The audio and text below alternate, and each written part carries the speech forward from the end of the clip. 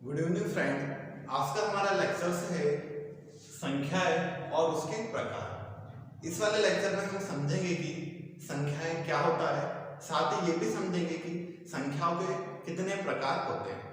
तो इन सभी चीजों को हम अध्ययन करेंगे इस वाले हमारे लेक्चर से। तो फ्रेंड आइए स्टार्ट करते हो। सबसे पहले समझते हैं कि संख्याएं क्या होता है।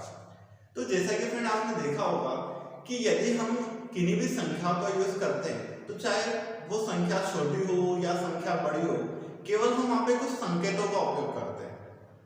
केवल हम संकेतों का उपयोग करते हैं। और वो कौन कौन से संकेत होते हैं?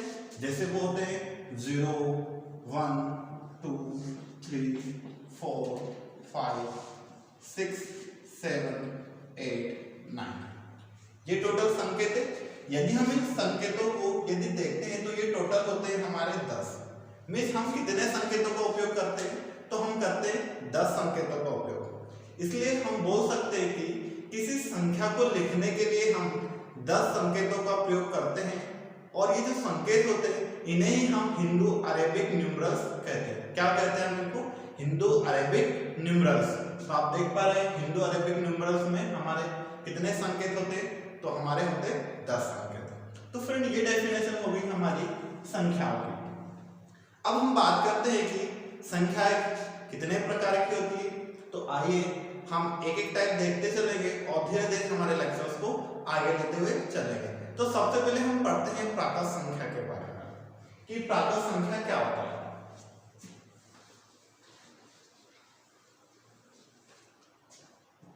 कहीं कहीं पे इस प्राकृत संख्या को प्राकृतिक संख्या भी कहा जाता है।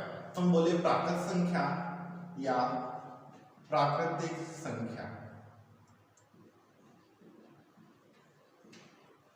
इसे हम इंग्लिश में बोल सकते हैं नेचुरल नंबर।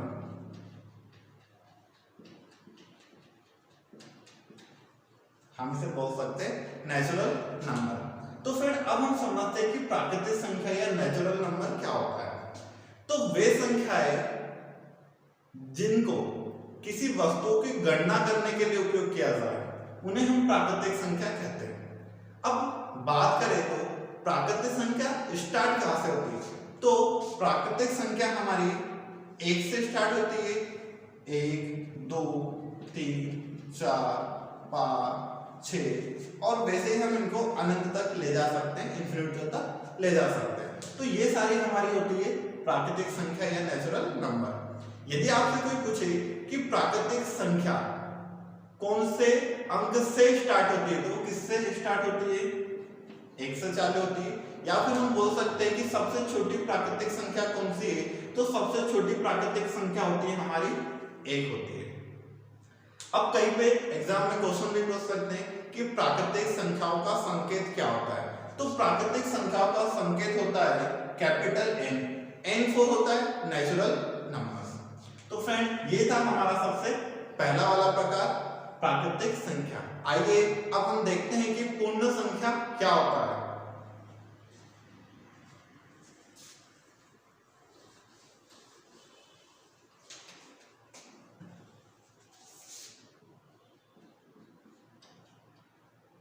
पूर्ण संख्या, पूर्ण संख्या को होल नंबर भी बोला जाता है।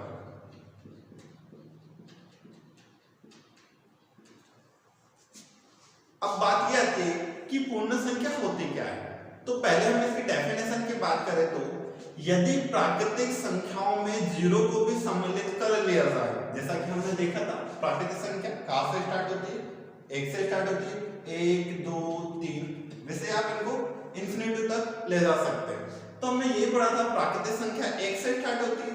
यदि हम इस प्राकृतिक संख्याओं के साथ यदि 0 को भी शामिल कर ले तो इन सभी संख्याओं को एक साथ हम बोल सकते हैं, क्या बोल सकते हैं? पूर्ण संख्या बोल सकते हैं। तो यदि आपसे कोई पूछे क्या 0 एक पूर्ण संख्या है तो आपका आंसर होगा हाँ। या यदि आपसे कोई पूछे क्या 0 एक प्राकृतिक संख्या है तो आंसर होगा नहीं। 0 क्या होता है? 0 होता है एक पूर्ण संख्या। वैसे ही फ्रेंड यदि यहाँ पे संकेत की बात करें तो इसका संकेत हम W है, जैसे होल नंबर, तो हम यहाँ पे क्या ले सकते हैं? कैपिटल ले सकते हैं, कैपिटल W। तो हम यहाँ पे क्या बोल सकते हैं? कैपिटल W क्या होगा इसका संकेत होता है। आइए अब हम समझते हैं हमारा तीसरा टाइप, और तीसरा टाइप आएगा हमारा पूर्णांक या इंटीजर।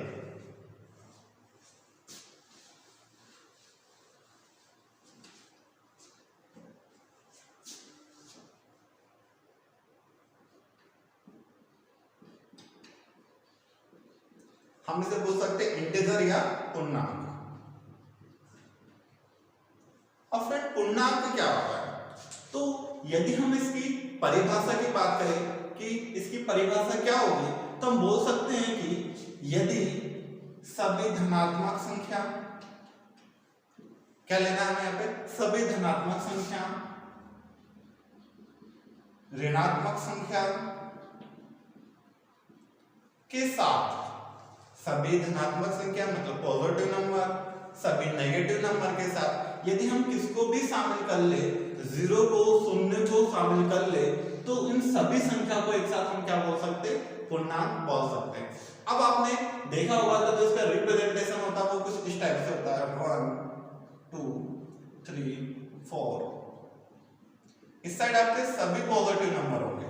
यदि हम राइट साइड जाएंगे तो ये जो संख्या है वो धीरे धीरे क्या होती चले जाएगी, बढ़ती चले जाएगी। और यदि हम लेफ्ट साइड की देखें तो ये क्या होती चले जाएगी, कम होती चले जाएगी, -1 -2 -3। उसी टाइप से हम इसे लिख सकते हैं इन्फिनिटी। तो फ्रेंड इन सबको हम एक साथ बोल सकते हैं कि ये क्या होता है, ये होते हैं इंटीजर नंबर। आइए अब हम बात करते हैं हमारे अगले टाइप की।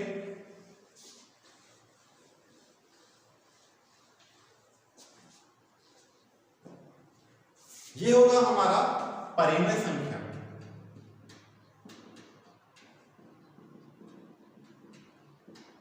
परिमेय संख्या को हम रैशनल नंबर भी बोल सकते हैं।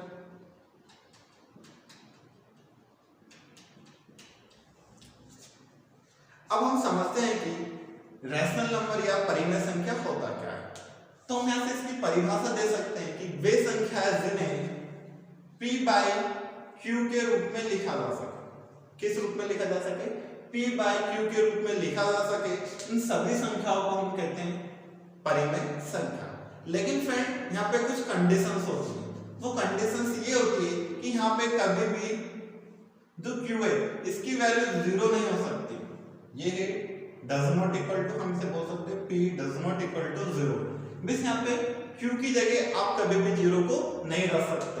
उसका कारण ये है फ्रेंड कि यदि मान ली जाए कि यहाँ पे यदि हम p की वैल्यू लेते हैं 1 और q की वैल्यू, जैसे हमने बोला कि 0 नहीं हो सकता, पर यदि हम मान के चले कि यदि हमने 0 ले लिया तो फ्रेंड मैथ के अंदर अभी डिफाइन नहीं हो पाया है कि इसकी वैल्यू क्या हो, तो ये क्या आ जाता है, इन्फिनिटी आ जाता है। इस कारण हम बोल सकते हैं कि q की वैल्यू कभी भी क्या नहीं होगी, 0 नहीं हो सकती। तो ये है फ्रेंड हमारी परिमेय संख्या, वे संख्या जिन्हें p/q के रूप में लिखा जा सके।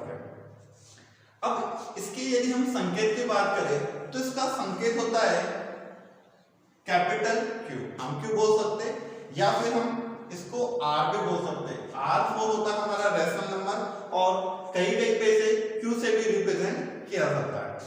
आइए ये था हमारा परिमेय संख्या, और अब हम समझते हैं अपरिमेय संख्या को।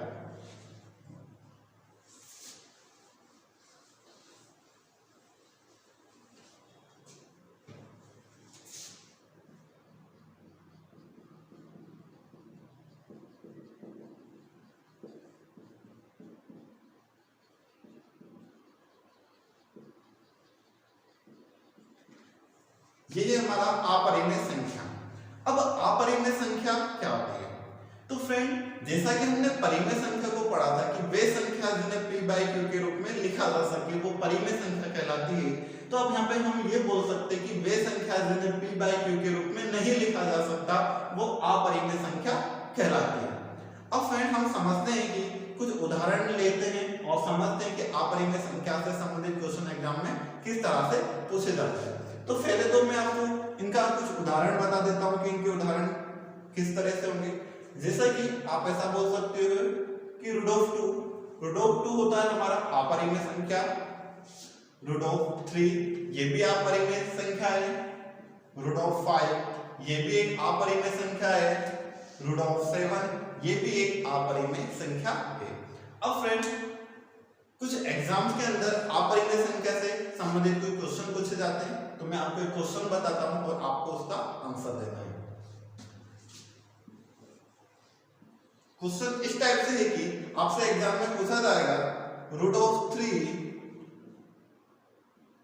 √2, √3, √4 एंड √5 इनमें से कौन सी संख्या परिमेय संख्या है।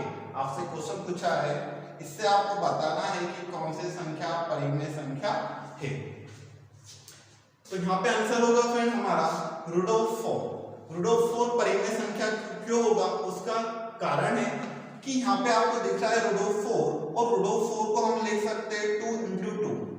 और आप सब जानते हो कि यदि √4 के अंदर कोई पेयर बनता है तो उससे एक संख्या बाहर आ जाती है। जैसे आप देख पा रहे हैं यहाँ पे एक पेयर बन रहा है, एक जोड़ा बन रहा है, इनमें से यहाँ पे जो 2 है वो कितनी बार आया, 2 बार आया।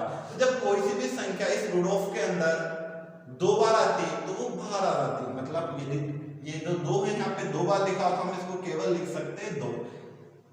आ रही फ्रेंड समझ में, क्योंकि हम √4 को लिख सकते हैं 2 × 2 और हमारा 2 बाहर निकल जाएगा। इस टाइप से ये जो √4 था अब ये बन जाएगा 2। लेकिन फ्रेंड हम √3 को ऐसा नहीं लिख सकते, ना √2 को लिख सकते और ना ही हम √5 को लिख सकते। इसलिए हम बोल सकते हैं कि जो √4 है वो एक परिमेय संख्या है, बाकी √2, √3 एंड √5 एक अपरिमेय संख्या है। अपरिमेय संख्या से संबंधित एक और क्वेश्चन पूछा जाता है कई एग्जामों में। तो आपसे ये पूछा जाएगा, बताइए कि क्या पाई एक परिमेय संख्या है। आपसे पूछा जाएगा कि पाई, बताइए पाई एक परिमेय संख्या है या अपरिमेय संख्या है। मैं आपसे पूछ सकते हैं कि परिमेय है या अपरिमेय। तो फिर हमें हमेशा ध्यान रखना है कि पाई एक अपरिमेय संख्या है। हमारा आंसर हो जाएगा कि पाई एक अपरिमेय संख्या है। आइए अब हम समझते हैं अगला टाइप।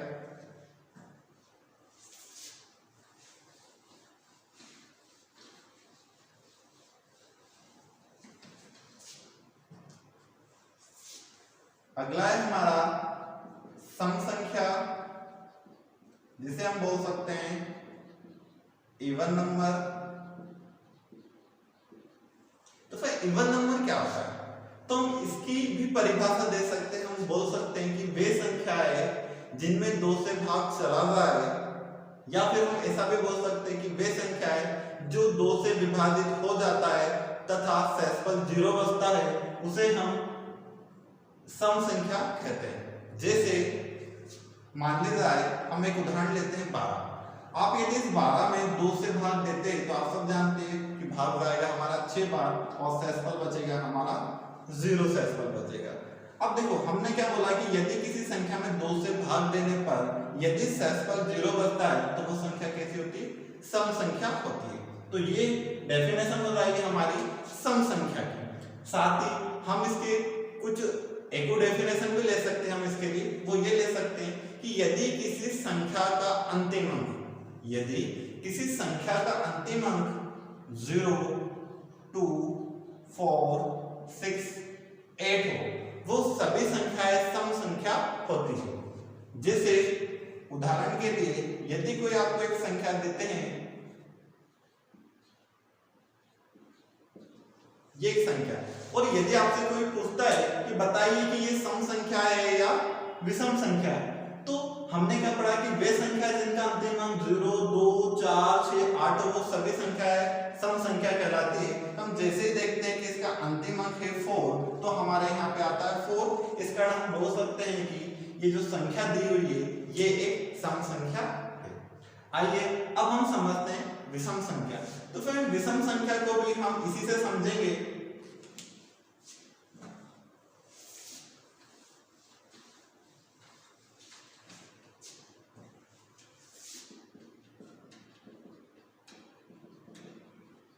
विषम संख्या या ऑड नंबर। ऑड नंबर क्या होता है, तो जैसा हमने एक डेफिनेशन दी थी सम संख्या की, उसी टाइप से हम विषम संख्या की भी एक डेफिनेशन दे सकते हैं। हम दे सकते हैं कि वे संख्याएं जिनमें 2 से भाग देने पर शेषफल 1 बचता हो वो सभी संख्याएं विषम संख्या कहलाती है। जैसे यदि आप 5 लेते हो और 5 में यदि आप 2 से भाग देते हैं तो क्या होगा, 2 बार भाग जाएगा 4 और हमारा शेषफल बच जाएगा 1। इसलिए हमने डेफिनेशन में यही पढ़ा हुआ है कि वे संख्या है जिनमें 2 से भाग देने पर शेषफल 1 बचता हो वो सभी संख्या विषम संख्या कहलाती है। तो यहाँ पे हम जैसे ही 5 में 2 से भाग देते हैं तो हमारा शेषफल बचता 1, इसलिए हम बोल सकते हैं कि 5 क्या है, एक विषम संख्या है। इसी टाइप से यदि हम इसकी दूसरी परिभाषा देखें तो हम ये बोल सकते हैं कि वे संख्या है जिनका अंतिम अंक 1, 3, 5, 7, 9। वे संख्या है जिनका अंतिम अंक 1, 3, 5, 7, 9 हो वे सभी संख्याएं विषम संख्या कहलाती है। तो फ्रेंड ये थी हमारी विषम संख्या।